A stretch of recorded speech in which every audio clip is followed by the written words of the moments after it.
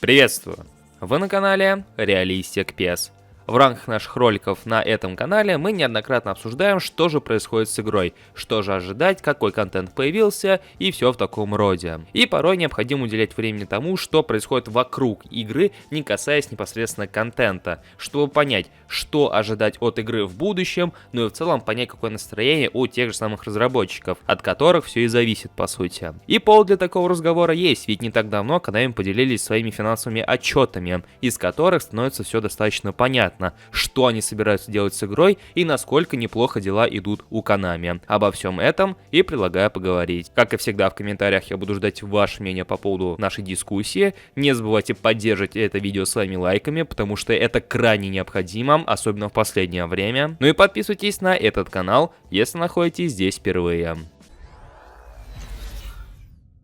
Итак, если кто-то до сих пор не в курсе, что Konami недавно делились своими финансовыми отчетами, то в лишний раз могу посоветовать вам подписаться на нашу группу ВКонтакте и телеграм-канал, ссылки на которые присутствуют в описании. Особенно дотошным фанатам eFootball и просто почитателям игры, и в частности Konami, удалось раздобыть где-то вот небольшой скриншот от их презентации, где они рассказывали о своей прибыли за последние несколько месяцев, а именно там за предыдущий квартал, если быть точным. К сожалению для нас, да может быть и к лучшему, какие-то финансовые подробности не распространяются, то есть не называются конкретные суммы, а лишь в абстрактных понятиях. Но даже они дают понять, что дела у Konami и в частности eFootball идут очень даже и неплохо. Если же обратиться к этой новости конкретно, то она сообщает о том, что Konami спокойно заявляют, что предыдущий месяц, а именно предыдущий сезон и предыдущая кампания, посвященная чемпионату мира, вызвала достаточно большой ажиотаж в игре, соответственно повышение количества игроков, повышение прибыли от игры. И это при том, что игра по сути, как таковая до сих пор не готова. И на большинстве платформ существует с большим-большим натягом в виде постоянных лагов, непостоянных FPS и прочих актуальных проблем. И это мы не говорим про режимы как офлайн, так и онлайн. Несмотря на все это, у игры хорошая прибыль и постоянный приток пользователей. Конечно, не стоит говорить о сравнении количества пользователей FIFA и в eFootball, но для такой фри-то-плейной игры, как eFootball, ее нынешняя аудитория очень даже платежеспособная. И это подтверждают сами Konami в своей презентации. По сути, на этом как таковая новость о прибыли с eFootball и заканчивается, но она уже дает понять, что дела у Konami идут очень даже и неплохо. И это при том, что внутри студии, в процессе разработки контента и обновлений для eFootball, у разработчиков присутствуют те или иные проблемы.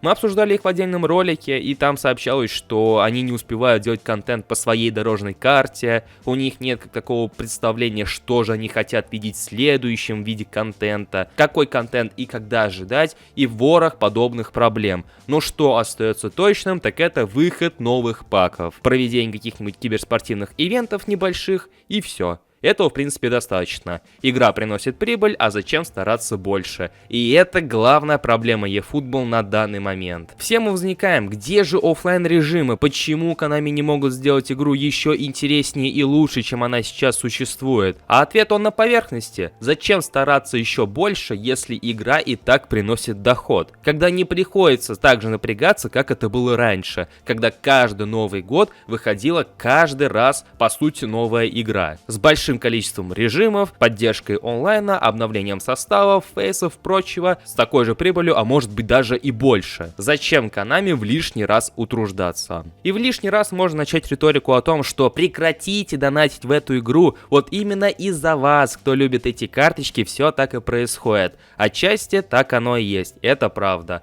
Но с другой стороны, даже допустим, если все здесь, кто собрались на этом канале, в наших соцсетях, мы все тут перестанем донатить и в принципе заходить в эту игру, разработчики не сильно потеряют, потому что какой-никакой, но пласт аудитории у нее все же сложился. Уйдут одни игроки, появятся другие. Так оно и работает. Совершенно иная ситуация была после выхода версии 0.9.0, когда все поняли, что это продукт ненадлежащего качества, и все в один момент не играли в этот проект. И Konami тогда поняли, что они теряют потенциальную прибыль. А сейчас они выкатили какой-никакой, но тем не менее играбельный продукт, и у этого играбельного продукта уже будет своя аудитория, которая и будет снабжать его, скажем так, финансово. Поэтому в лишний раз заявлять о том, что это виноваты вы, и вот если вы перестанете донатить и вы перестанете заходить в игру, ничего, господа, не изменится. Но в любом случае, я буду рад узнать ваше мнение в комментариях под этим роликом, что вы думаете на этот счет и как нам выходить из сложившейся ситуации. Или же никак и просто плыть по течению. В принципе, такой вариант тоже допускаем, но